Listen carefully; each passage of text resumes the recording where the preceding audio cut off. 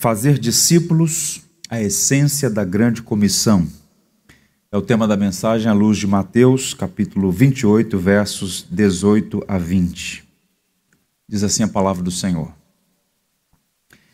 Jesus, aproximando-se, falou-lhes dizendo: Toda a autoridade me foi dada no céu e na terra. Ide, portanto, fazer discípulos de todas as nações, batizando-as em nome do Pai, do Filho e do Espírito Santo, ensinando-os a guardar todas as coisas que vos tenho ordenado. E eis que estou convosco todos os dias, até a consumação do século. Que o Senhor nos abençoe. No capítulo 1 do Evangelho segundo Mateus, encontramos o registro do nascimento de Jesus e o propósito pelo qual ele veio a este mundo. Você já parou para fazer essa pergunta? Qual foi o propósito pelo qual Cristo veio a este mundo?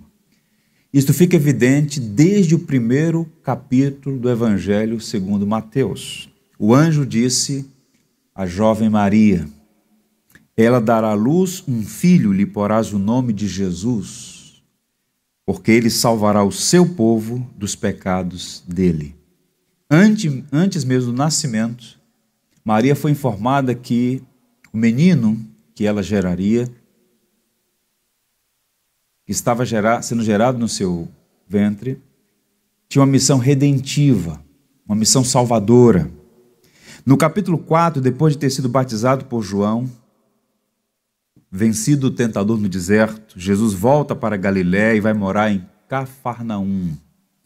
Mais uma vez se cumpre uma profecia do livro de Isaías, que diz: o povo que jazia em trevas viu grande luz, e os que viviam nas regiões e sombra da morte, resplandeceu-lhes a luz. Ou seja, depois de um tempo de obscuridade, vivendo como um cidadão simples e comum em Nazaré, também na Galileia, Cristo se estabelece em Cafarnaum e cumpre-se uma profecia. Naquela região do mundo, a luz resplandeceu. Depois de uma longa jornada, os discípulos reconhecem que Jesus não é apenas um notável mestre. Havia muitos rabis, judeus experimentados na lei, capazes de ensinar coisas importantes. Mas os sinais e as maravilhas que ele operou indicavam, primeiro, a singularidade da sua identidade e a sua missão redentora, tal como o anjo disse a Maria no capítulo 1. Os discípulos testemunharam o poder de Jesus sobre a natureza. Eles ficaram impressionados e perguntaram a si mesmos: quem é esse que até o vento e o mar lhe obedecem? Eles testemunharam a autoridade de Jesus sobre todo tipo de enfermidade, inclusive sobre a lepra, à época considerada uma doença incurável. O poder de Cristo sobre a morte. Eles viram Jesus ousadamente dizer: Lázaro, vem para fora. Tantos outros que foram ressuscitados pelo poder de Jesus.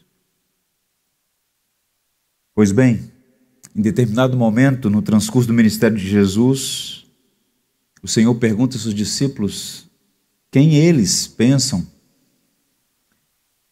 o que eles pensavam acerca dele. E então Pedro diz: Tu és o Cristo, o Filho do Deus vivo.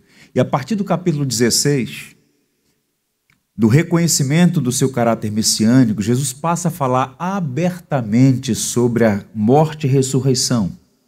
E os discípulos ficam tristes, porque mesmo reconhecendo que Jesus é o Cristo, o Messias, a compreensão que eles tinham até então do Messias, do Cristo, tinha mais uma conotação política de libertador do jugo romano do que do servo sofredor que daria sua vida na cruz. Então eles ficam entristecidos quando Jesus começa a falar abertamente da necessidade de sua morte e subsequente ressurreição. Pois bem, o mestre continua ensinando as multidões e os seus discípulos em particular sobre o reino de Deus. Passados 3 anos, eles estavam em uma aldeia, uma cidade muito pequena, próxima a Jerusalém. Jesus costumava ir àquela cidade, tinha amigos ali. Ele estava em Betânia. E na casa de Simão, o leproso, uma mulher derrama sobre a cabeça de Jesus um precioso bálsamo, caríssimo. E naquele evento, narrado por Mateus, Jesus diz que ele estava sendo ungido para morrer. E ele vai para Jerusalém, naquele mesmo dia, era uma quinta-feira, véspera da sua morte. E ele vai para ali, celebra a Páscoa com seus discípulos. No dia seguinte, às 9 da manhã, ele foi crucificado, morto e sepultado. No exato momento de sua morte, interessante notar, o véu do templo foi rasgado de cima a baixo. Sua morte na cruz, seu sangue vertido, abriu o que nós chamamos de um novo e vivo caminho para Deus. E ao terceiro dia, numa manhã de domingo, Jesus foi crucificado, sim, numa sexta-feira, mas numa manhã de domingo, um grupo de mulheres vai ao túmulo e o encontram vazio. Um anjo informa que Jesus havia ressuscitado. O Senhor mesmo se revela àquelas mulheres e elas estão tomadas de medo face da glória do Cristo ressurreto e de grande alegria, porque elas constatam que é Cristo mesmo, Cristo está vivo. E o Senhor diz àquelas mulheres: não temam, avisem aos meus irmãos que sigam para Galiléia e lá me verão. E no espaço de 40 dias, Jesus Cristo, depois da ressurreição, apareceu aos seus discípulos. Paulo chega a dizer que de uma só vez há 500 testemunhas. Aos 12, ele se revelou a seu irmão Tiago, que se viria a ser um dos apóstolos também, e a tantas outras pessoas. E quando a gente abre o livro de Atos, encontramos o seguinte testemunho do Cristo ressurreto antes de ascender aos céus. A estes também, depois de ter padecido, se apresentou vivo com muitas provas incontestáveis, diz Lucas, aparecendo-lhes durante 40 dias e falando das coisas concernentes ao reino de Deus. E antes de ascender aos céus, onde ele está sentado à destra de Deus Pai e ora por nós, intercede por nós, o Cristo vivo, nosso Senhor, e continua conosco na pessoa do seu Espírito em nossa jornada, ele fez duas coisas: comissionou os discípulos para a tarefa de evangelização das nações e ordenou que permanecessem em Jerusalém até que fossem revestidos do poder do Espírito Santo. E nós só estamos hoje aqui porque essas duas ordens de Jesus, uma ordem foi seguida de uma promessa, se cumpriram. Os discípulos voltaram para Jerusalém, aguardaram por mais 10 dias, e num Pentecostes, 50 dias depois da ressurreição de Cristo, o Espírito Santo veio sobre a igreja. E a igreja cresceu, apesar de toda oposição, apesar de um dos apóstolos ter sido assassinado a fio de espada, Tiago, a igreja cresceu, se expandiu no poder do Espírito.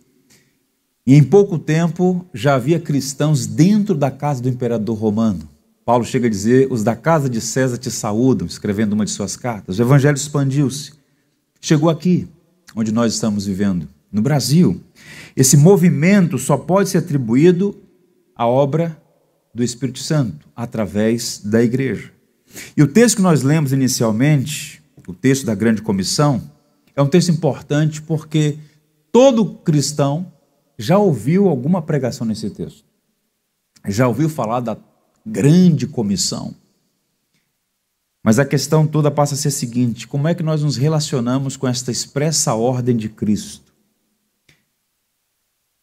Um missionário escocês chamado David Livingstone nasceu numa área rural da Escócia, numa família modesta, cresceu ouvindo falar da obra de Deus, seu coração foi transformado pelo Evangelho, fazia intervalos entre o trabalho e os estudos, tornou-se um médico. E quando todos imaginavam que ele ficaria na Escócia, numa zona de conforto, tranquila, ele então se dedica à pregação do Evangelho na África Oriental. E as pessoas perguntavam: mas por quê? Já há pessoas lá fazendo isso. Há necessidades aqui. Ele então deu uma resposta interessante. Deus tinha um único filho e fez dele um missionário. Deus está em missão, Deus é missionário, a fé cristã é missionária, estamos em missão. Fazer discípulos é uma expressa ordem de Jesus ao seu povo. Quando o maior pregador batista, Charles Spurgeon, que se estivesse vivo ontem teria completado 187 anos, quando ele pregou sobre esse texto à sua congregação, ele disse com lágrimas nos olhos: todo cristão é um missionário ou é um impostor. Ou você está focado na missão de levar pessoas a Cristo, ou está sob suspeição a autenticidade da sua fé. Porque o que Cristo disse àquele grupo de homens se estende a todos aqueles que confessam que Ele é Senhor. Portanto, fazer discípulos não é uma opção, é a parte essencial da grande comissão. E sob a autoridade do Cristo ressurreto, somos encorajados a cumprir a missão de proclamar o Evangelho. Fazemos isso indo ao encontro das pessoas, não simplesmente esperando que elas venham, movidos por compaixão e graça, mobilizados pelo próprio Espírito, que é quem, de fato, desperta a igreja para essa tarefa. Devemos buscar alcançar as pessoas com o Evangelho, batizando-as em nome do Deus Trino, ensinando-as a guardar todas as coisas que Cristo ensinou e que foram registradas no precioso documento que nós chamamos de Novo Testamento, na Bíblia como um todo. Boa parte dos evangélicos, infelizmente, perdeu de vista o senso de missão e transferiu a responsabilidade para os pastores, para os missionários profissionais, aqueles que vivem integralmente nessa obra e sustentados pela igreja, o que faz parte. Nossa igreja nasceu como fruto da obra missionária e ela continua sustentando missionários em várias partes do mundo. No entanto, a única forma de uma igreja local crescer saudavelmente, se multiplicar, é por meio de um programa sistemático de discipulado envolvendo toda a igreja, porque todos somos missionários. E como eu disse ainda há pouco, você tem acesso a pessoas que o seu pastor não tem. E é uma grande responsabilidade, porque todo encontro com aquele amigo, com aquela amiga, ainda não rendido a Cristo, pode ser o último encontro. E Deus quer fazer de nós instrumentos para levar a mensagem a essas pessoas. Não é fácil. Temos fraquezas, temos limitações. No entanto, aqueles homens chamados por Jesus, veja o histórico deles. Cristo chamou os que não são para confundir os que são. Nós somos vasos de barro, o tesouro é o Evangelho dentro de nós. É o Espírito quem dá concreção a essa obra. Portanto, eu diria que o mandato missionário da igreja é essencialmente fazer discípulo de todas as nações. Agora observe um texto. Eu acho adequado chamar de grande comissão, por duas razões. Porque de fato é uma obra grande, grandiosa em todos os sentidos. E porque Cristo fez esse comissionamento antes de sua ascensão aos céus. Uma grande comissão. E nessa passagem faz uma série de recomendações e um bom observador vai verificar que fazer discípulos é sim a essência da grande comissão. A tarefa primordial da igreja é o discipulado, ganhar pessoas para Cristo e conduzi-las à maturidade. Uma definição de discípulo muito bem feita pelo professor e pastor Warren Wiersbe é a seguinte: um discípulo é alguém que crê em Jesus Cristo, expressa essa fé ao ser batizado e permanece em comunhão com os irmãos, a fim de aprender as verdades da fé e então ser capaz de ir e ensinar a outros. Esse é o padrão da igreja no Novo Testamento. O termo discípulo era o nome comum para os primeiros cristãos. E nós somos discípulos, cristãos. Em particular nesse tempo, temporariamente batistas. Mas a nossa maior glória é ser discípulos de Cristo. Tudo isso por graça. Esse texto ele tem naturalmente um esboço. Eu não vou pregar todo o texto. Mas o esboço, eu diria, tem 4 elementos básicos aí. Uma declaração, um mandamento, uma orientação e uma promessa. Qual é a declaração? Cristo começa dizendo o seguinte: toda autoridade me foi dada no céu e na terra. Antes de comissioná-los, Cristo traz à memória daqueles homens que ele, o Cristo ressurreto, tem toda a autoridade.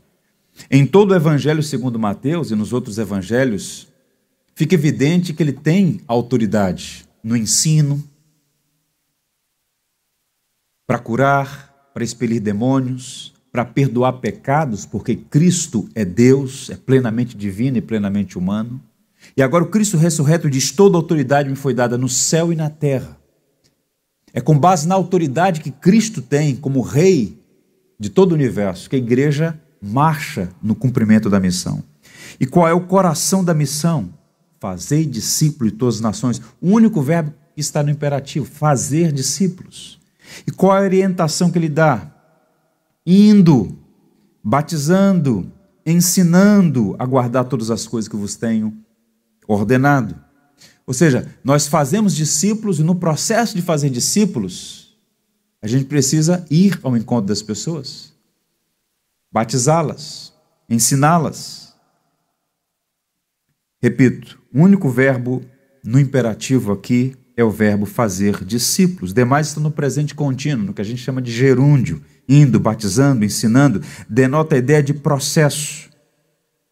Uma tradução livre dessa passagem poderia ser: enquanto estiverem indo, façam discípulos de todas as nações.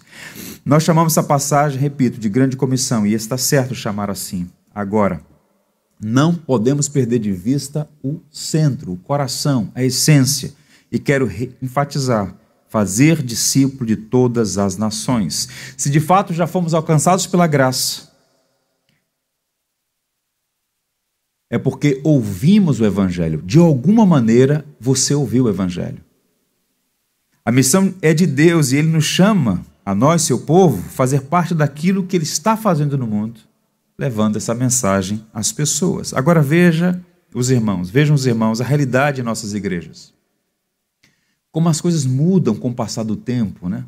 Elas podem mudar para melhor ou para pior. Tem sido assim no decurso da história. Para ser preciso, no ano de 1967, quando a nossa igreja tinha 1 ano apenas, um professor norte-americano que servia aqui no Seminário Teológico Batista do Sul do Brasil, chamado Brother David Haley, ele fez uma observação sobre a missão da igreja, na verdade a missão de Deus, e como a igreja estava perdendo, e como era comum perder os rumos. Ele fez um comentário que, passados esses anos todos, me parece, em alguma medida, muito atual. Disse ele: 1967. A igreja nasceu como um fato na Palestina, veio para a Grécia e tornou-se uma ideia, foi para Roma, tornou-se uma instituição, foi para os Estados Unidos, tornou-se um empreendimento, veio para o Brasil e tornou-se um evento. Aquilo que ainda há pouco foi exibido no vídeo, algumas coisas que têm o seu valor e que são importantes, mas que não são essenciais. A igreja no Brasil tem experimentado um excelente crescimento numérico. Eu tenho um contato com vários missionários que trabalham em áreas pós-cristãs, secularizadas, como a Europa, outras anticristãs, em regiões do Oriente Médio, por exemplo, em que trabalham muito tempo até terem a alegria de ver o primeiro fruto, como a dona Irã Judson, o nosso missionário na Birmânia, que trabalhou 13 anos com a sua esposa para ver o primeiro convertido. 13 anos. Mas Deus o honrou. Ao final daqueles 37 anos de ministério, ele batizou 7.000 pessoas. Agora vejam, a igreja atualmente congrega muitos convertidos, a igreja no Brasil, mas infelizmente poucos discípulos, e há uma distinção entre conversão e discipulado. Sutil, mas existe. Há muita gente que nasceu de novo, que foi alcançada pela graça, mas que por algumas razões não demonstram crescimento, não ganham estatura, estão pouco preocupadas, pouco engajadas na agenda de Deus. E a missão de Deus para nós, irmãos, na nossa vida tão curta, tão breve, tão incerta, a neblina que é a nossa vida, é ser instrumentos para glorificar a Deus, edificar a sua igreja. Falta o necessário discipulado. Qual a diferença entre um convertido e um discípulo? A conversão é o primeiro passo. A conversão não é equação, é o resultado da fé salvadora, mas o arrependimento. Por isso, todos os evangelistas do Novo Testamento, começando pelo próprio Cristo, no seu primeiro sermão registrado por Marcos, no capítulo 1, verso 15. Arrependei-vos e crede no Evangelho. O arrependimento, o deixar o pecado e voltar-se para Cristo em confiança plena em sua obra, é uma conversão. É uma mudança. Só que não para aí. É preciso caminhar em direção à maturidade. Uma pessoa convertida que se torna discípula de Cristo, ela precisa crescer no seu entendimento sobre o Evangelho, crescer no seu entendimento sobre os privilégios que é viver sob a graça de Deus e não mais sob a lei, no sentido da lei como instrumento de salvação, porque a lei não pode salvá-lo. Por isso Paulo diz, o fim da lei é Cristo, a justiça de todo aquele que crê. Então, à medida que nós crescemos, nós amadurecemos como discípulos, e uma marca distintiva de um discípulo maduro é que ele gera novos discípulos.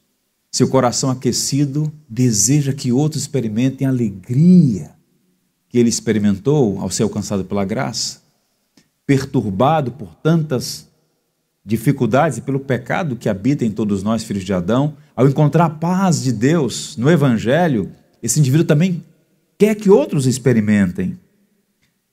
Ser um discípulo significa ser mais do que um convertido ou membro da igreja. Um discípulo apega-se ao seu mestre, identifica-se com ele, aprende e vive com ele. E quando abrimos as páginas do Novo Testamento, o que encontramos? É Cristo em missão, Cristo em atividade, movido de compaixão, de amor, de bondade, alcançando pessoas, transformando as suas vidas. A palavra discípulo aparece 264 vezes no Novo Testamento. Significa basicamente aprendiz, um estudante, alguém que está aprendendo com o outro.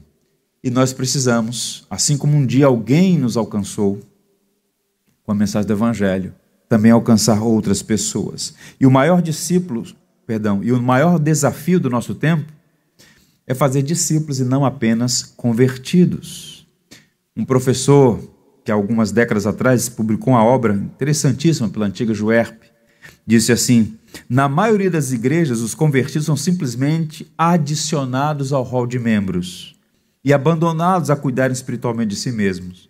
É doloroso afirmar, mas o fato é que existem muitos órfãos e poucos pais espirituais em nossas igrejas. E a partir daqui é necessário fazer uma pergunta. Se fazer discípulos é uma arte perdida que precisa ser recuperada, o que é que podemos fazer para que no futuro tenhamos a alegria de olhar para trás e ver pessoas que nós evangelizamos, que nós caminhamos com elas, que nós discipulamos, que fomos bênção para elas sendo discipuladores? À luz da passagem que nós lemos, para ser prático, eu queria dar aos irmãos duas diretrizes. A primeira delas é a seguinte, é simples, embora não seja fácil. Obedecendo o chamado de Jesus para fazer discípulos. Ouça, você recebeu uma ordem, a ordem da pessoa mais amorosa do mundo. Fazei discípulo de todas as nações. Vocês devem ir ao encontro delas, batizá-las, ensiná-las. O trabalho de testemunhar o Evangelho e fazer discípulos não ficou limitado aos apóstolos. Em alguns momentos da história da igreja, houve essa leitura equivocada de que essa grande comissão estava restrita àquele período da história e que agora Deus mesmo, pelos mais variados meios, daria conta de salvar as pessoas. Não. O Evangelho, ele é levado, proclamado por aqueles que foram alcançados pela maravilhosa graça. E a história está aí para testemunhar. Um grande historiador chamado Philip Schaff diz assim, ouçam, não havia sociedades missionárias, nem instituições missionárias, nenhum esforço organizado nos 3 primeiros séculos. E em 300 anos, A população toda do Império Romano, que representava o mundo civilizado, foi nominalmente cristianizada. Isto é, ouviu falar do Evangelho. Cada congregação foi uma sociedade missionária. E cada cristão, um missionário inflamado pelo amor de Cristo para alcançar o seu amigo. Agora vejam a parte interessante dessa citação. Como isso tem a ver comigo, com você. Cada cristão contou a seu próximo. O trabalhador ao seu companheiro de trabalho. O servo ao seu amigo que também servia com ele. A história da sua conversão. Como um marinheiro conta a história do resgate de um naufrágio. Então não é ser um habilidoso pregador, é compartilhar com o outro. Eu também sei o que você está passando. Eu tinha sérios problemas para dormir, uma angústia no meu peito, nada trazia satisfação à minha alma, até que eu encontrei Cristo, ou melhor, até que Ele me encontrou. É dar testemunho do que Deus está fazendo em sua vida. E observem, a fé salvadora é produzida à medida que falamos. A fé vem pelo ouvir e ouvir a palavra de Cristo. A fé não é uma coisa que o homem produz. A salvação é monergística, é uma obra de Deus. E embora Deus use meios para que esta fé seja produzida no coração. O arrependimento, em alguma medida, também é um dom de Deus. Paulo fala sobre essa sua experiência na cidade de Éfeso. Portanto, fazer discípulos não é papel da igreja institucional apenas. A igreja tem essa missão. Mas a igreja não é um endereço. A igreja não é um prédio. A igreja é gente. E na compreensão batista de ser igreja, uma igreja é uma membresia regenerada, gente pactuada em missão, em compromisso com Cristo e uns com os outros. É importante continuar dando apoio às instituições paraeclesiásticas, às agências missionárias, aos conselhos, às juntas, aos seminários, às missões, às comissões. No entanto, perceba, a comissão foi dada à igreja. Somos nós que temos essa missão. Nós não podemos terceirizar o serviço, transferir a responsabilidade. É um dever intransferível e, ao mesmo tempo, um sublime privilégio ser um arauto da graça, alguém que está levando a mensagem de Jesus a outras pessoas. O desafio, portanto, de fazer discípulos é nosso, meus irmãos. Nós temos poucos estudos e é sempre delicado falar de números, mas eu vou apresentar aos irmãos aqui um estudo que é relativamente antigo, mas aponta o seguinte: apenas 5% dos cristãos atualmente levaram uma pessoa a Cristo, ganharam uma pessoa para Cristo. Uma pergunta que você deve fazer a si mesmo: ao longo de sua jornada como cristão, como cristã, você tem alguém, você conhece alguém que conheceu a Cristo? Porque Deus o usou para falar do Evangelho? Você tem orado por pessoas? Qual é a sua lista de prioridades? Qual é a sua agenda neste curto espaço de tempo na terra dos viventes? Sigamos o exemplo de André. O apóstolo mais conhecido depois de Paulo é Pedro. Mas como é que Pedro, Simão Barjonas, conheceu a Cristo? Por causa de André, irmão dele. Quando André ouviu falar de Jesus, quando André viu a Cristo, André não teve dúvidas, ele é o Messias. E então, inflamado por saber quem é Jesus, ele então corre, porque ele quer compartilhar essa alegria com outras pessoas. E o que é que ele faz? João nos conta, no capítulo 1 do seu Evangelho. era André, o irmão de Simão Pedro, um dos dois que tinham ouvido o testemunho de João e seguido a Jesus. Ele achou primeiro o seu próprio irmão, Simão, a quem disse: achamos o Messias, e o levou a Jesus. Já pensou se isso pudesse ser dito a seu respeito?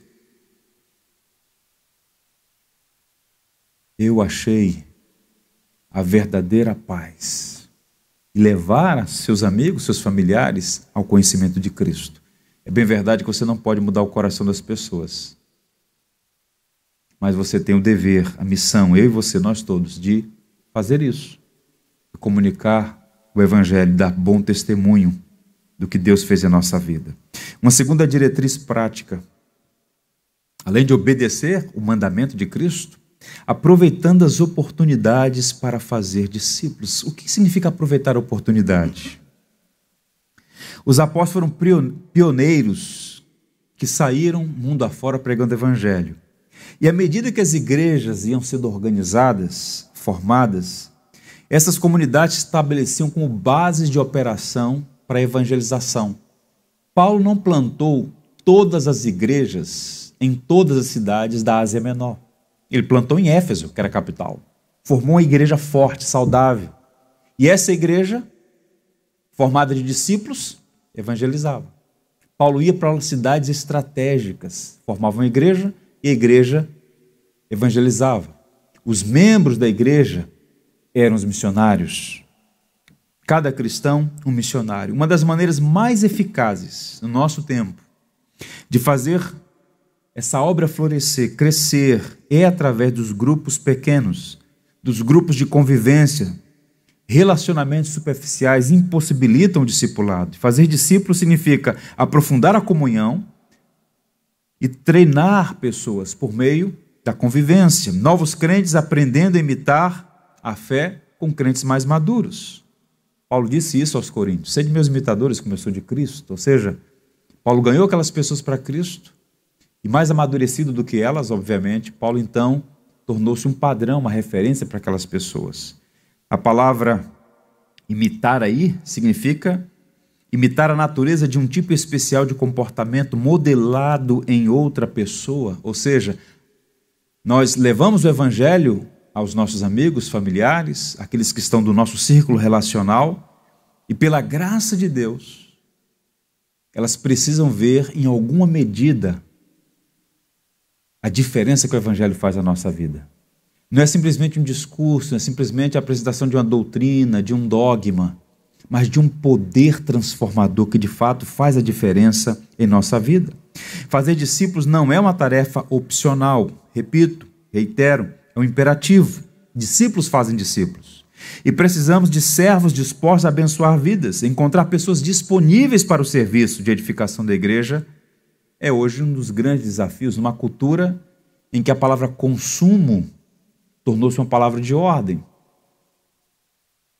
Os luxos de ontem são as necessidades de hoje. Nós vamos nos acomodando a certas coisas. Criamos, ainda que inconscientemente, a mentalidade de um consumidor.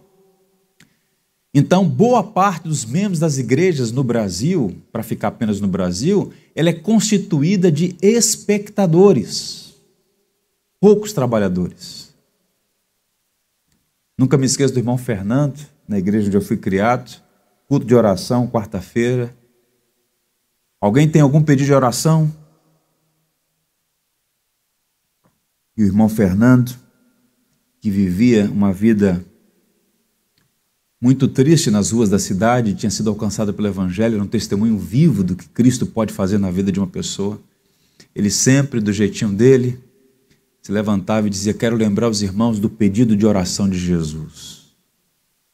E se uma pessoa chegasse ali desavisada, ficaria até: ué, que pedido é esse? Mas os membros já sabiam qual era o pedido. Ele toda quarta-feira reiterava: rogai ao Senhor da seara para que envie obreiros para a seara. A seara é grande, mas são poucos os ceifeiros. Então, nós temos uma grande massa de espectadores, mas poucos trabalhadores. Jesus disse: é preciso trabalhar enquanto é dia, a noite vem, quando ninguém mais poderá trabalhar. Não desperdice a sua vida. Você pode atuar nas duas esferas concomitantemente. na esfera da criação, na esfera da redenção. Todo o trabalho é sagrado.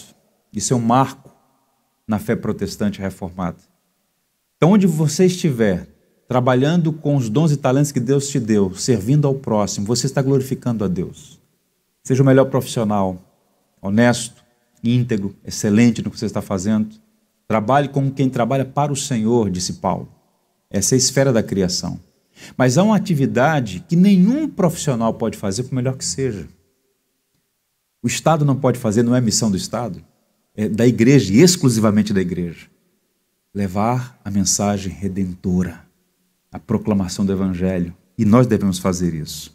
Hewitt Snyder, um missiólogo, disse assim: hoje em dia, escutamos que é difícil encontrar um número suficiente de líderes para grupos pequenos ou para assumir outras responsabilidades da igreja.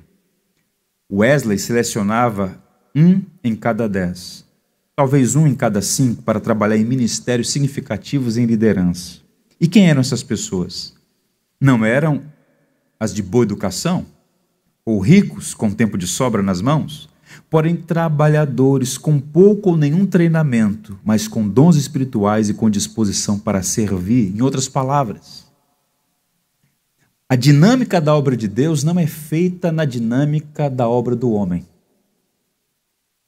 A própria seleção que Cristo faz dos apóstolos mostra claramente isso. Veja o perfil daqueles homens. Porque perceba, a glória não está no indivíduo, mas no que ele porta. O vaso é de barro, mas a glória é o próprio Evangelho, e Deus usa os que não são para confundir os que são. Rui Barbosa dizia, com muita propriedade, que um cristão, por mais simples que seja, inflamado pelo Evangelho, confunde qualquer doutor em direito. Porque ele fala com autoridade sobre algo que ele experimentou. E é esta chama do Evangelho que nós devemos passar adiante. Agora, se o Evangelho não mais encanta, se Cristo não é doce para você, se Cristo não é o amado de sua alma, você vai continuar com mais um entre tantos outros, especialistas em política, doutores em futebol, com tantos hobbies, com tantos assuntos, boa parte deles frívolos e inúteis, e emudecidos acerca daquilo que é mais importante. Porque aquele seu superior, com quem você convive, a maior necessidade dele não é simplesmente ter uma relação mais adequada com a família que vive em crise. A maior necessidade daquela pessoa é ter o coração transformado. Porque os conflitos todos, os problemas todos, via de regra, começam ali no coração. E só Cristo pode transformar o coração. Portanto, a gente precisa aproveitar as oportunidades e fazer esse trabalho de discipulado. Discípulos fazendo discípulos. Não desperdice as oportunidades. A igreja primitiva não tinha templos. Não é errado ter uma casa de oração como essa. É uma treliça, a partir da qual a videira vai crescer. Mas observe como as igrejas se reuniam nos lares. As igrejas se reuniam nas casas. As famílias abriam o coração, porque quem tem um coração aberto também abre o lar. E há lares de cristãos blindados. Isso não tem nada a ver com o cenário que nós estamos vivendo hoje. Muito antes disso, casas fechadas. E o nosso maior desafio não é atravessar o Atlântico por vezes. Nosso maior desafio é atravessar o corredor do andar onde nós moramos. Ser mais amáveis, mais gentis, mais bondosos, mais pacientes com pessoas que são, tal como eu e você, filhas de Adão, difíceis. Suplantar essas dificuldades pela graça de Deus. Ontem eu recebi uma mensagem de um amigo meu, está voltando para o Brasil, ele mora nos Estados Unidos. Ele mandou uma foto de um vizinho dele, que na leitura dele está criando muita dificuldade para ele lá, questões de natureza política. Ele disse: vejam aqui essa foto, como esse meu vizinho está criando muita dificuldade para mim e para minha família, mas nós vamos vencê-lo com amor. Ou seja, não desistir daquele vizinho difícil, daquele colega de trabalho difícil, daquele parente difícil. Não é fácil, Eu digo para os irmãos porque eu mesmo tenho muitas lutas nessa área. Mas eu quero encorajar. Aproveite as oportunidades para fazer discípulos. E eu quero encerrar contando a vocês a experiência de John Wesley. John Wesley foi um grande pregador. Ele é conhecido por ser um grande pregador. Seu irmão, um grande musicista, Charles Wesley. Louvamos a Deus pela mãe deles, uma santa mulher chamada Susana, que orou pelos seus filhos e os viu consagrados à causa do Evangelho. Em algum momento da história de Wesley, já pastor anglicano, era a igreja oficial do Estado na Inglaterra, ele foi convidado para fazer um trabalho missionário nas colônias britânicas do outro lado do Atlântico. E ele foi. E foi um fracasso total, retumbante. Ele voltou muito entristecido. Era um pregador fraco, sem consistência. E ele volta muito desanimado. Mas no navio de volta à Inglaterra, ele encontra com um grupo de morávios. E ele fica impressionado com o fervor espiritual, com a paixão de falar do Evangelho. E esse grupo o convida para experimentar mais de Cristo. Tente imaginar. Pessoas evangelizando um pastor. Você precisa conhecer mais de Cristo. E quando ele volta, ele tem contato com um grupo de pessoas dispostas a ter um dia da semana para estudar a Bíblia. Orar e estudar a Bíblia. Básico. Ele então foi a uma rua. A rua Aldergate. Um grupo de pessoas estava reunido ali para estudar a carta de Paulo aos Romanos. E no dia que ele foi, no dia 24 de maio, ele registra, às 8h45, 1738, está lá no diário dele, enquanto alguém fazia a leitura do prefácio de Martinho Lutero à carta de Paulo aos Romanos, ele diz assim: senti o meu coração estranhamente aquecido.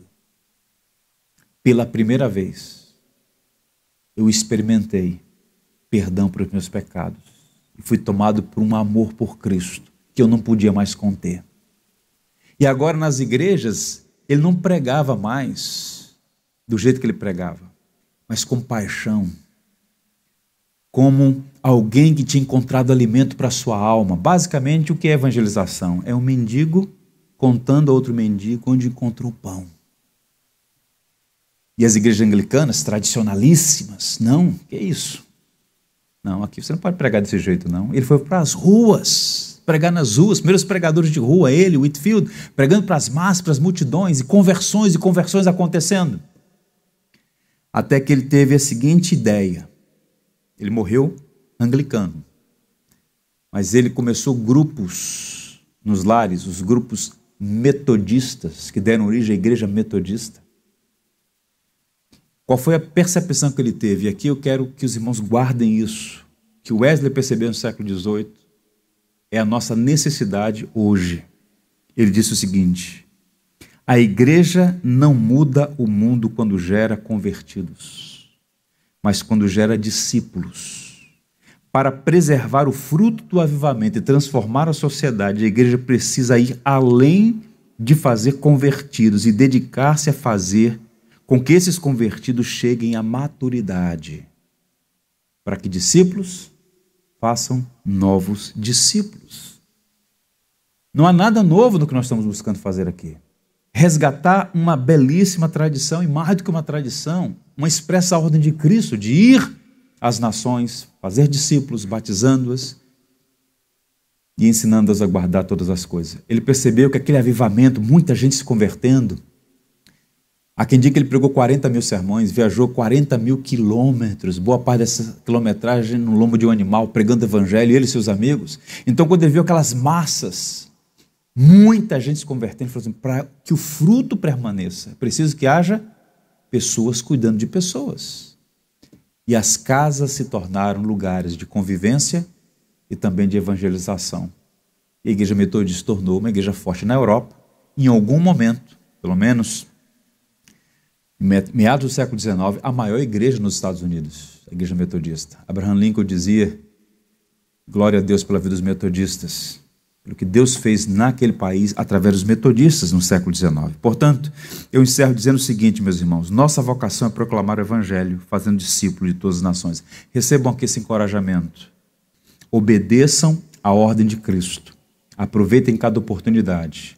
Você e eu não tem gerência da vida. Cada encontro com aquele seu amigo, com aquele seu familiar, com aquele seu vizinho pode ser o último encontro.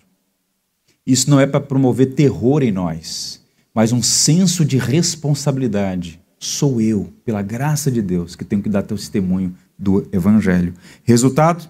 Crescia a palavra de Deus e em Jerusalém se multiplicava o número dos discípulos.